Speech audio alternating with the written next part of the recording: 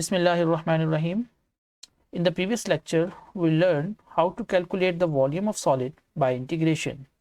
If you haven't seen that video, I have added a link to you in the description. You can go and watch the video first.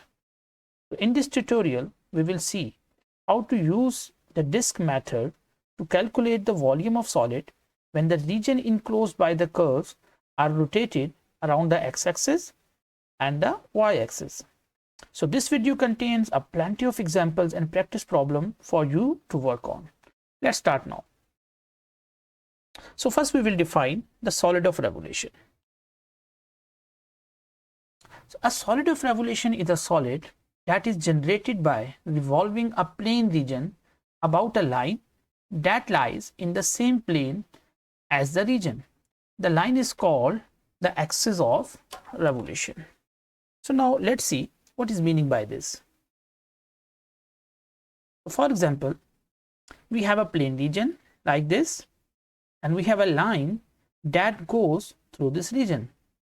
And we are going to look what happened when we rotate this plane region about this line, and assume that this line is my axis of revolution. So when we start to rotate about this line by 360 degree, so after revolution of 360 degree, we will have a solid shape like a right circular cylinder. So in this case, we can say a surface of revolution is forming here is a special kind of solid like a cylinder. I hope you can understand this one. तो हम ये कह रहे हैं कि यहाँ पर जो प्लेन रीजन है और हमारे पास ये एक्सिस ऑफ रेवोल्यूशन है, अगर हम इस प्लेन रीजन को इस एक्सिस के गिर्द रिवॉल्व करेंगे तो रिवॉल्व करने से जो भी हमें सॉलिड मिलेगा वो एक राइट सर्कुलर सिलेंडर की शक्ल में होगा। इसी तरह हम दूसरी एग्जांपल में ये देख सकते हैं कि मिसाल के तौर पे हमारे पास एक सेमी सर्कल है और एक हमें लाइन नजर आ रही है, ये हमारी एक्सिस ऑफ रेवोल्यूशन है। आप इसको इमेजिन करें कि अगर हम इस सेमी सर्कल को इस लाइन के गिर्द रिवॉल्व करें तो हमें किस तरह का शेप मिल सकता है। अब ये रिवॉल्वेशन हम क्लॉकवाइज भी कर सकते हैं और एंटी क्लॉकवाइज भी कर सकते हैं। जब इस सेमी सर्कुलर रीजन को हम 360 डिग्री पर रोटेट करेंगे तो हमें एक सॉलिड मिलेगा जिसको हम सफेयर कहेंगे। तो अब इस डेफिनेशन को आप अच्छी तरह समझ भी सकते हैं कि सॉलिड ऑफ रेवोल्यूशन एक ऐसा सॉलिड होता है जो कि जनरेट किया जाता है एक प्लेन रीजन को अबाउट अ लाइन, और वही लाइन जो होती है वो इस प्लेन रीजन से इस प्लेन से पास भी कर रही होती है, और जिस एक्सिस के गिर्द हम इसको रोटेट कर रहे होते हैं वो हमारा एक्सिस ऑफ रेवोल्यूशन ही कहलाता है। So let's now we have a line as a function of x. अब हम क्या करेंगे, basically we want to rotate this line y is equal to x about this x axis from a to b। तो इस case में हम ये फर्ज कर लेते हैं कि जो x एक्सिस है वो हमारा एक्सिस ऑफ revolution होगा। Now to get the better idea what is going on, so let's follow a points around the x-axis like this. मिसाल के तौर पे इस लाइन, इस ग्रीन लाइन के ऊपर हमने एक पॉइंट कंसीडर कर लिया है। अब इस लाइन को अगर हम एक्सिस ऑफ रेवोल्यूशन के गिर्द रिवॉल्व करेंगे तो आप ये इमेजिन करें कि हमारे पास किस तरह की शक्ल यहाँ पर बनेगी। मिसाल के तौर पे मैं इस रेड लाइन को इस एक्सिस ऑफ रेवोल्यूशन के गिर्द 360 डिग्री पर रोटेट करने जा रहा हूं। तो आप देखेंगे कि जैसे ही मैं इसको रोटेट करूंगा, मिसाल के तौर पे ये 180 डिग्री रोटेट हुआ और वापस 360 डिग्री। तो हम देख सकते हैं कि यहां पर हमें एक सर्कुलर पैटर्न मिलेगा। So let's take another point. मिसाल के तौर पे मैंने एक और पॉइंट लिया इसी लाइन पर। अब अगेन अगर मैं इस लाइन को फिर से 360 डिग्री पर रोटेट करूं तो हमें ये समझ आ रही है, तो इस केस में भी हमें यहाँ पर एक और सर्कल ही मिलेगा। मगर हम ये देख सकते हैं कि इस दफ़ा जो सर्कल हमें मिल रहा है उसका साइज पहले सर्कल की निस्बत कम है। अब इसकी क्या वजह है, क्योंकि हम देख सकते हैं कि जो बाहर वाला सर्कल है उसका रेडियस ज़रा ज़्यादा है। जैसे ही हम अंदर की तरफ मूव करेंगे तो जो रेडियस है वो कम होना शुरू हो जाएगा। तो इसी तरह हमें जो सर्कल मिलेगा वो डिफरेंट साइज का होगा। बट यहां पर मैंने सिर्फ 2 ही सर्कल को शो किया है। अगर हम इस प्रोसेस को कंटिन्यू रखें और इन पॉइंट्स को बढ़ाते रहें तो आप ये बात ऑब्जर्व कर सकते हैं कि हमारे पास बंच ऑफ सर्कल्स यहां पर मिलेंगे, यानी इनफाइनाइट मैनी सर्कल्स यहां पर बनना शुरू हो जाएंगे। तो इस तरह की प्रोसेस को कंटिन्यू करने से आप ये इमेजिन करें कि जो हमें सॉलिड मिलेगा वो एक कोन की शक्ल का होगा। सो लेट्स टेक नाउ, मिसाल के तौर पे ये हमारे पास कुछ यहां पर सर्कल्स हमें बनते हुए नजर आ रहे हैं, जैसे मैंने प्रीवियस केस में देखा था। अब ये कोन क्यों बन रही है, इसके लिए हम थोड़ा सा बड़ा ऑब्जर्वेशन देख लेते हैं। मिसाल के तौर पे ये हमारा एक्सिस है जिसके गिर्द हम अपनी लाइन को रिवॉल्व कर रहे हैं, और हम जानते हैं कि ये हमारा सर्कमफेरेंस है जो ऊपर हमें नजर आ रहा है। अब एक्सिस से सर्कमफेरेंस तक का जो डिस्टेंस होता है वो हमेशा रेडियस के इक्वल होता है, ये हम जानते हैं। अगर हम गौर करें तो हमारे जो आउटर मोस्ट सर्कल है उसका रेडियस ज्यादा है, लेकिन जैसे ही हम इस लाइन के अंदर की तरफ मूव करेंगे तो रेडियस कम होना शुरू हो जाएगा, जिसकी वजह से जो भी सर्कल्स हमें मिल रहे होंगे उनका साइज मुख्तलिफ होगा। और अगर आप इस पैटर्न को फॉलो करें और इन सर्कल्स को देखते रहें तो हमें जो शेप मिल रही है एक ऐसे सॉलिड है जो कि कोन है। अब सवाल ये पैदा होता है कि हमने इस सॉलिड का वॉल्यूम कैसे कैलकुलेट करना है। मिसाल के तौर पे आप देख सकते हैं कि यहां पर अभी हमें बीच में गैप नजर आ रहे हैं। अगर हम इस प्रोसेस को कंटिन्यू रखें और इस गैप को फिल करना चाहें तो हमें क्या करना होगा, हमें अपने सर्कल्स की तादाद को बढ़ाना होगा।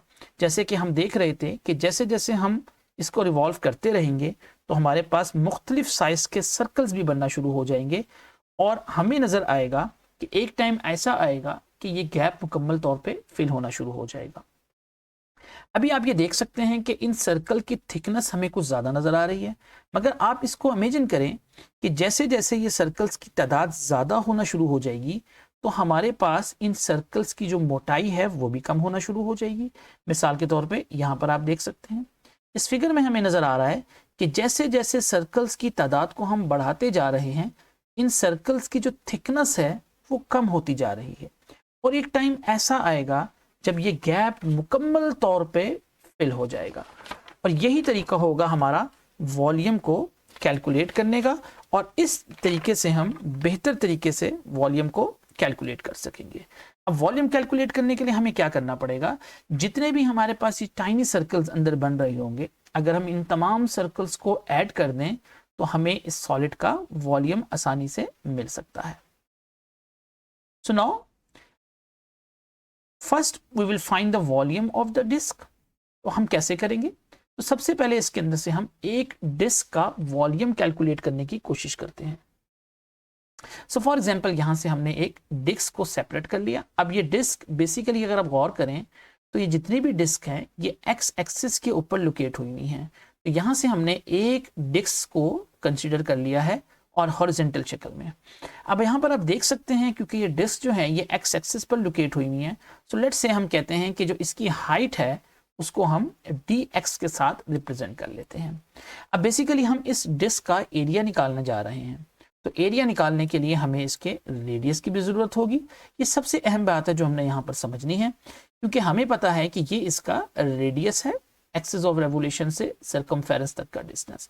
अगर आप ऑब्जर्व करें तो ये जो लेंथ ऑफ रेडियस है ये बेसिकली वही होगा जो हमारे पास फंक्शन की वैल्यू होगी, यानी जो हमारे पास y की वैल्यू होगी। क्योंकि ये दो आप रेडियस को देखें तो ये जो रेडियस है ये बेसिकली इस y एक्सिस के पैरेलल है, यानी जो रेडियस होगा वो बेसिकली हमारी ये y की लेंथ होगी।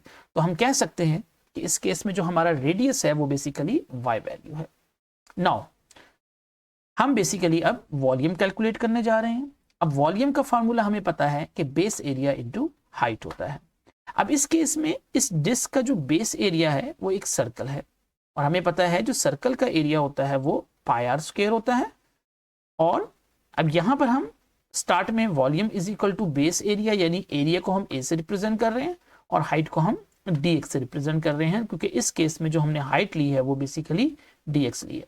Now the area is pi r square into dx, क्योंकि area of circle pi r square होता है। क्योंकि इस केस में जो रेडियस हमने लिया है वो हमने बेसिकली y की वैल्यू ली है, तो यहाँ पर हम रेडियस को y के साथ रिप्लेस कर सकते हैं। So the volume of one disc will be pi y square into dx। लेकिन ये बात हमने याद रखनी है कि यहाँ तक अभी तक हमने एक ही डिस्क का वॉल्यूम कैलकुलेट किया है, मगर अगर हम याद करें तो हमारा जो सॉलिड रीजन था उसके अंदर तो बंच ऑफ सर्कल्स मौजूद है, यानी इनफाइनाइट मैनी सर्कल्स मौजूद हैं। तो बहुत आसान होगा हमारे लिए कि अगर हम किसी एक डिस्क का वॉल्यूम कैलकुलेट कर लेते हैं तो बाकी डिस्क का वॉल्यूम भी कैलकुलेट करना आसान होगा। वो किस तरह कि अगर हम इन इनफाइनाइट मैनी डिस्क को सम कर दें, ऐड कर दें, और हमें इजीली इसका वॉल्यूम मिल जाएगा। So look at this one. So we can say add up the volumes of all disk is equal to the summation of volume of disk. Summation represent करता है एडिशन को, यानी अगर हम तमाम डिस्क के वॉल्यूम्स को ऐड कर दें तो वो बेसिकली हमारे पास उस सॉलिड का वॉल्यूम होगा। So this is very important. If we fit more and more disk into the solids, meaning the number of disks is going to be infinity and they must get thinner and thinner and we will get the volume of the solid.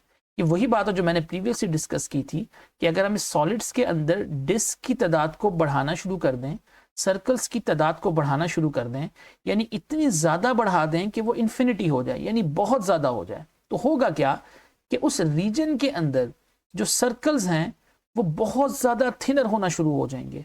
वो इतने thinner होंगे कि हम उनका easily volume को calculate कर लेंगे। तो इस केस में हम ये कह सकते हैं कि जो हमारे पास वॉल्यूम ऑफ सॉलिड्स था इसको हम क्या कर रहे हैं, limit and approaches to infinity. इसका मतलब क्या है कि बेसिकली हमारी जो सर्कल्स या डिस्क की तादाद है वो इनफाइनाइट पर चली गई है, और यही हमारा जो केस है यहाँ पर वो इस तरह भी लिखा जा सकता है। तो वॉल्यूम हमारा क्या होगा, बेसिकली इसी इन्फिनिटी को हम ये कह देते हैं कि फ्रॉम ए टू बी, कि हम इस फंक्शन को इंटीग्रेट कर रहे हैं from A to B pi into y square into d x. और ये पाई वाई स्क्वायर हमारे पास क्या था प्रीवियस केस में, अगर आपको याद हो तो ये हमारे पास एरिया वॉल्यूम था एक डिस्क का। पाई वाई स्क्वायर डी एक्स एक डिस्क का वॉल्यूम था। अगर हम इसको ए से बी पर इंटीग्रेट कर देंगे तो हमारे पास ये पूरे सॉलिड का वॉल्यूम हमें यहाँ पर मिल जाएगा। इसी एग्जाम्पल को हम अलॉन्ग वाई एक्सिस भी देख लेते हैं। तो बिल्कुल प्रीवियस केस की तरह अगर हम ये कहते हैं कि हमारे पास एक फंक्शन है y is equal to x, मगर इस केस में हम अपने एक्सिस ऑफ रोटेशन को y एक्सिस ले रहे हैं, यानी इस लाइन को हम अगर y एक्सिस के गिर्द रोटेट करेंगे तो आप इमेजिन करें तो हमारे पास इस तरह के बंच ऑफ सर्कल्स मिलेंगे जैसे कि हमने प्रीवियस केस में देखा था। बट इस केस में अगर हम रेडियस को देखें, क्योंकि हमारा जो रेडियस है वो बेसिकली हमारी वही वैल्यू होगी जो x की वैल्यू है, क्योंकि इस केस में आप देख सकते हैं कि क्योंकि हमारा जो रेडियस है वो पैरेलल टू एक्स एक्सिस है, तो इस केस में जो हमारा रेडियस होगा बेसिकली वो वही वैल्यू होगी जो x की वैल्यू है। तो पिछले केस की तरह हम अगेन यहाँ पर एक डिस्क को कंसिडर कर लेते हैं, मगर यहाँ पर ये बात याद रखनी है कि जो डिस्क है यहाँ पर वो y एक्सिस पर लोकेट हुई हुई है, इस तरह आप देख सकते हैं। तो बेसिकली यहाँ से जो हम इसकी लेंथ हाइट को नाम देंगे वो इसकी हाइट बेसिकली क्या होगी, dy होगी, क्योंकि डिस्क हमारी इस केस में लोकेटेड है y एक्सिस के ऊपर। ओके, तो अब हम मजीद ये देखते हैं कि हमारे पास इसका भी वॉल्यूम क्या होगा। अब हमें पता है कि वॉल्यूम का फार्मूला होता है base area into height. So base area को हम a से रिप्रेजेंट कर रहे हैं और इस केस में हाइट को हम dy का नाम दे रहे हैं, क्योंकि हमें पता है कि area of circle pi r square होता है, तो ये बन जाएगा pi r square into dy। But इस केस के अंदर हमारा जो वॉल्यूम है वो पाई इंटू आर की जगह हम x को रिप्लेस करेंगे, क्योंकि इस केस में जो हमारा रेडियस है वो x की वैल्यू है। So again this is the volume of one disc pi x square into dy है। This is very important thing कि यहाँ पर जो dy आ रहा है ये रिप्रेजेंट कर रहा है कि हम इसको इंटीग्रेट करेंगे विद रिस्पेक्ट टू y, और इस केस में जो हमारा रेडियस है वो बेसिकली x के इक्वल होगा। तो प्रीवियस केस की तरह ये तो वॉल्यूम ऑफ वन डिस्क है, अगर हमें बहुत सारी डिस्क का वॉल्यूम चाहिए, उस पूरे सॉलिड का वॉल्यूम चाहिए, तो हम सिर्फ क्या करेंगे, इस पूरे फंक्शन को पाई एक्स स्क्वायर डी वाई को a से b पर इंटीग्रेट कर देंगे। So this is the comparison. ये तमाम स्टूडेंट्स ने जरूर याद रखना है कि जब भी आप क्वेश्चंस करेंगे तो इस कंपैरिजन को आपने जहन में रखना है। जैसे पहली फिगर में हमने ये देखा था कि अगर हमारा axis of rotation x axis होगा तो इस केस में जो हमारा रेडियस होगा वो वही होगा जो y की वैल्यू होगी। Number 1, again I repeat, very important कि आप उसको जरूर लिख लीजिएगा जब आप क्वेश्चंस करेंगे, कि अगर हम किसी लाइन को, किसी कर्व को x एक्सिस के गिर्द रोटेट करेंगे, यानी x एक्सिस के गिर्द जब आप रिवॉल्व करेंगे, तो उस केस में जो हमारा रेडियस होगा वो वही होगा जो y की वैल्यू होगी। और इस केस में जो हमारा वॉल्यूम का फार्मूला होगा वो a to B pi y square into dx होगा। जब हम इसको x एक्सिस के गिर्द रोटेट करेंगे तो याद रखिएगा यहाँ पर विद रिस्पेक्ट टू x ही इंटीग्रेशन किया जाएगा। सेम एज अगर हम दूसरे केस में देखें, तो अगर हमारा axis of rotation y axis है, जैसे कि इस फिगर में आप देख सकते हैं, तो अगर हम इसको y एक्सिस के गिर्द रोटेट करेंगे तो इस केस में जो हमारी रेडियस होगी वो हमेशा x वैल्यू ही होगी। और इस केस में जो वॉल्यूम का फार्मूला होगा वो a to B pi x square into dy होगा। तो ये कंपैरिजन आपने सबसे पहले अपने पास नोटबुक पे नोट करके रखना है कि जब x एक्सिस पे रोटेशन होगी तो हमारा रेडियस वही होगा जो y वैल्यू होगी, और जब y एक्सिस पे रोटेशन होगी तो हमारा रेडियस वही होगा जो कि x वैल्यू होगी। So this is very important. मैं प्रेफर करूंगा तमाम स्टूडेंट्स को कि वो इन पॉइंट्स को जरूर अपने पेजेस पे लिख लें ताकि क्वेश्चंस करने में उनको आसानी हो। तो अब बेसिकली हम पढ़ने जा रहे हैं डिस्क मेथड। सॉरी, ये स्पेलिंग में DISK आना चाहिए, दिस इज डिस्क मेथड। तो अब इसके बड़े इंपॉर्टेंट स्टेप्स हैं जो आप स्टूडेंट्स लिख लें ताकि हम क्वेश्चंस करें तो हमें समझ आ सके तो हमने किस तरीके से क्वेश्चंस को सॉल्व करना है। So first point is graph the bounded region. सबसे पहले जब भी हम कोई डिस्क मेथड का क्वेश्चंस करेंगे तो सबसे पहले हमने अपना ग्राफ ड्रॉ करना है और उसका बॉन्डेड रीजन हमने देखना है, यानी हमने ये देखना है कि हमारा ग्राफ जो है वो किस कर्व और किस लाइन के दरमियान बाउंड हो रहा है। ये हमारा स्टेप नंबर 1 हुआ करेगा। स्टेप 2 में हम क्या किया करेंगे, क्योंकि हमने यहाँ पर इसके बाद डिस्क मेथड के बाद एक और मेथड पढ़ना है वॉशर मेथड या शेल मेथड, तो उसके लिए कुछ क्राइटेरिया हमारे पास होता है कि हम ये देखते हैं कि जो हम क्वेश्चंस करने जा रहे हैं क्या वाकई वो डिस्क मेथड से हो रहा है या नहीं हो रहा।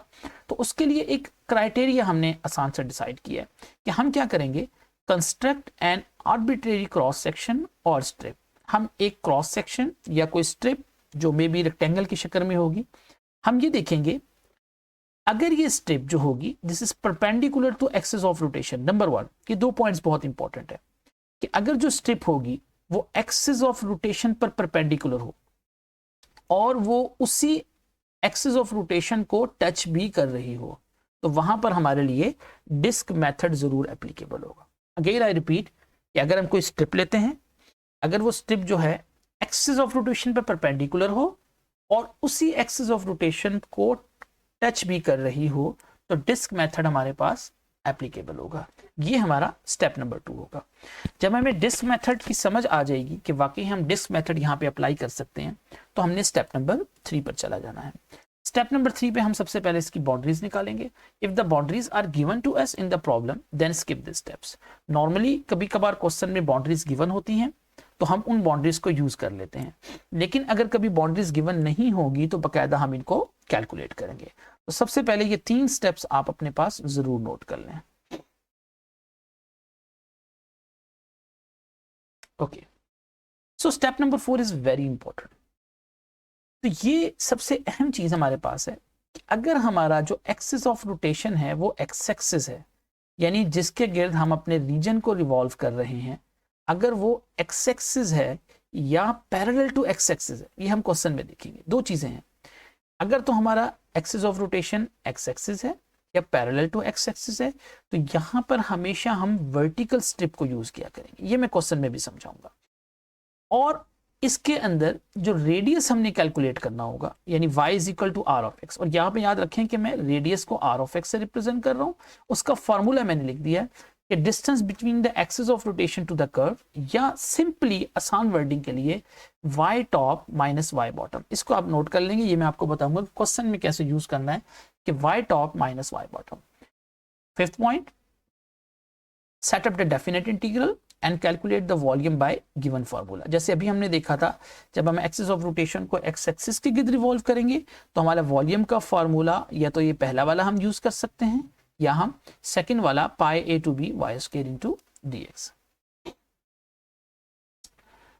अगर हमारा axis of rotation y axis हो, if the axis of rotation is y axis or parallel to y axis, so we will use the horizontal strip.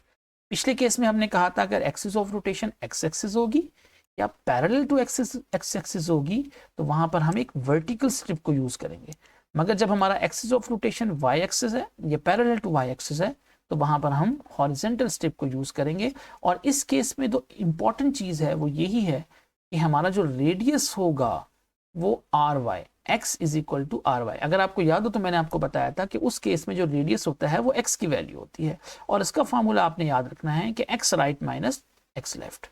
और लास्ट पॉइंट वही कि हमने इस केस में जो वॉल्यूम का फॉर्मूला लगाना है वो a to b x square into d a होगा।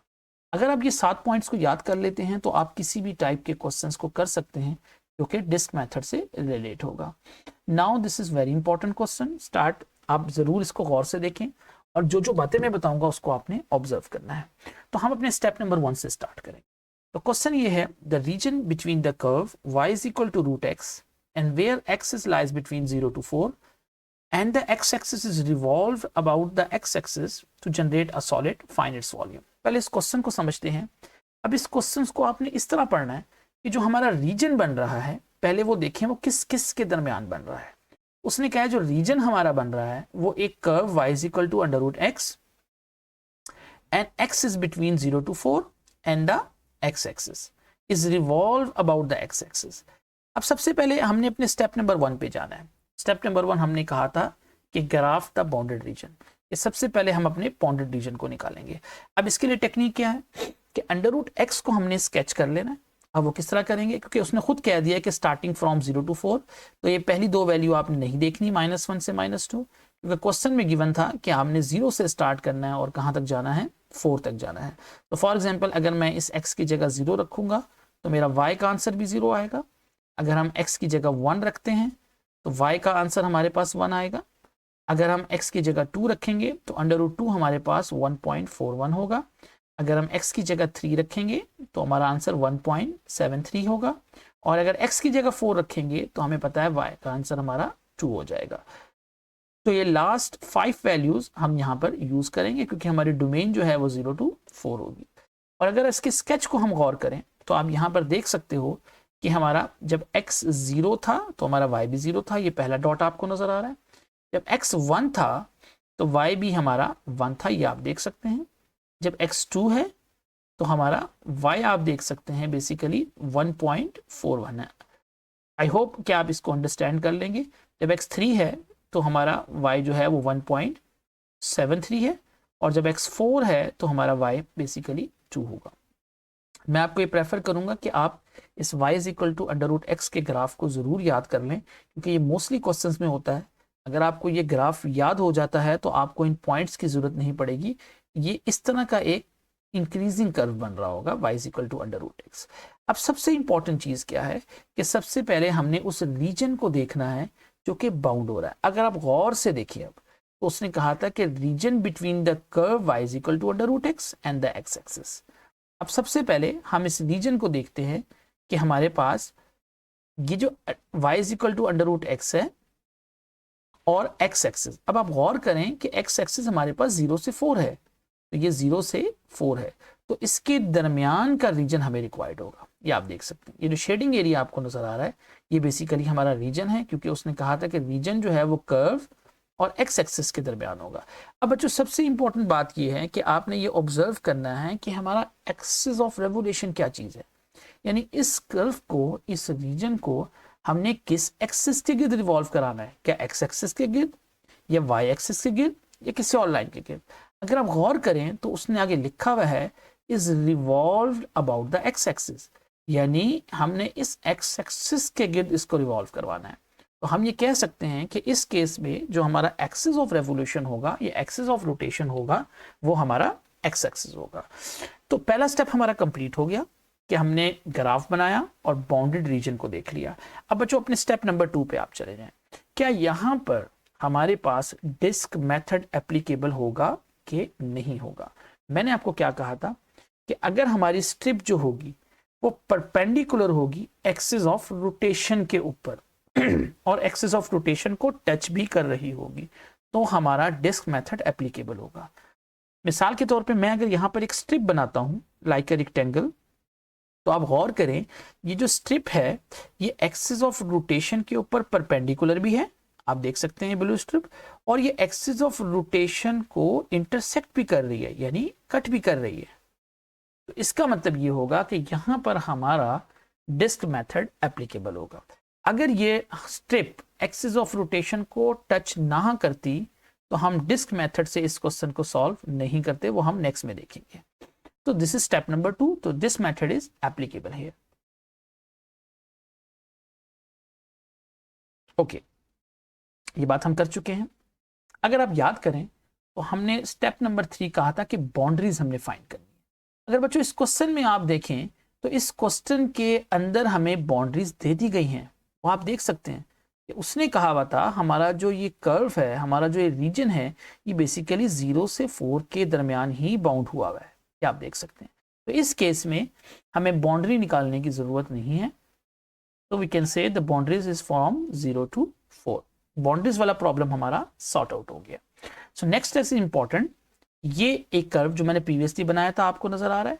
अब बच्चों हमने यहाँ पर एक स्टेप रखा था कि हमने ये देखना है कि हमारा एक्सिस ऑफ रोटेशन क्या चीज है, एक्स एक्सिस है, वाई एक्सिस है, या पैरेलल टू एक्स एक्सिस है। तो इस केस में हमने देखा था कि हमारा जो एक्सिस ऑफ रोटेशन है वो बेसिकली एक्स एक्सिस होगा। तो इस केस में रेडियस का मैंने एक फॉर्मूला लिखा था कि y top minus y bottom. अब ये वाई टॉप क्या चीज है जरा गौर करें, ये हमारी स्ट्रिप थी बच्चों। वाई टॉप का मतलब ये है इस स्ट्रिप का बिल्कुल टॉप देखें आप, यानी ये स्ट्रिप कहां पर कट कर रही है, टॉप ले। तो वाई टॉप का मतलब क्या होगा कि y is equal to under root x, क्योंकि ये कर्व है और ये कर्व क्या है, y is equal to under root x. तो जो टॉप की वैल्यू है वो y is equal to under root x है। बच्चों अगर आप बॉटम को देखें तो ये जो स्ट्रिप है ये एक्स एक्सिस के ऊपर लाई कर रही है, और हमें पता है इस एक्स एक्सिस की इक्वेशन क्या होती है, y इज इक्वल टू 0। तो हमारे पास टॉप की इक्वेशन भी मिल गई, टॉप क्योंकि हमारा कर्व था तो कर्व हमारा था y is equal to under root x, और बॉटम हमारी एक्स एक्सिस थी जिसकी equation y is equal to 0 होगी। तो हमारा फॉर्मूला क्या होगा, y top minus y bottom, यानी टॉप में से बॉटम को माइनस करें तो वो बन जाएगा, यहाँ पे बनेगा y, याद रखिएगा y हमारा रेडियस है जिसको हम r ऑफ x भी कह रहे हैं। तो टॉप का मतलब क्या है अंडर रूट एक्स, बॉटम का मतलब क्या है 0। तो हमारा जो रेडियस है यानी जो y है वो क्या हो जाएगा, अंडर रूट एक्स हो जाएगा। तो हमारे मैक्सिमम स्टेप्स यहाँ पे कंप्लीट हो गए हैं, और लास्ट स्टेप्स में हमने क्या करना है कि जैसे हमें पता था कि हमारा जो y है, जो रेडियस है वो अंडर रूट एक्स है। अब वॉल्यूम का फॉर्मूला हमारा क्या होगा, 0 to 4, क्योंकि हमारी बाउंड्री 0 to 4 है। और अगर आपको याद हो तो ये फॉर्मूला था pi into y square into d x, हमने याद किया है। अब इस केस में y हमारा क्या है, अंडर रूट एक्स है, तो इसको हम रिप्लेस कर देंगे अंडर रूट एक्स से, ये स्क्वायर कैंसिल हो जाएगा, तो ये बनेगा pi into x into d x. So pi is a constant, so हम इसको इंटीग्रल के सिंबल से बाहर ला सकते हैं, और हम जानते हैं कि x dx की इंटीग्रेशन होती है x square by 2 and limits from 0 to 4। If you remember कि हम पहले अपर लिमिट पुट करेंगे, तो पहले इसमें हम 4 पुट करेंगे, तो 4 square 16, you can see here 16 minus lower limit क्या होगी 0, तो हमारा टोटल आंसर बन जाएगा h into पाई। तो this was our first question.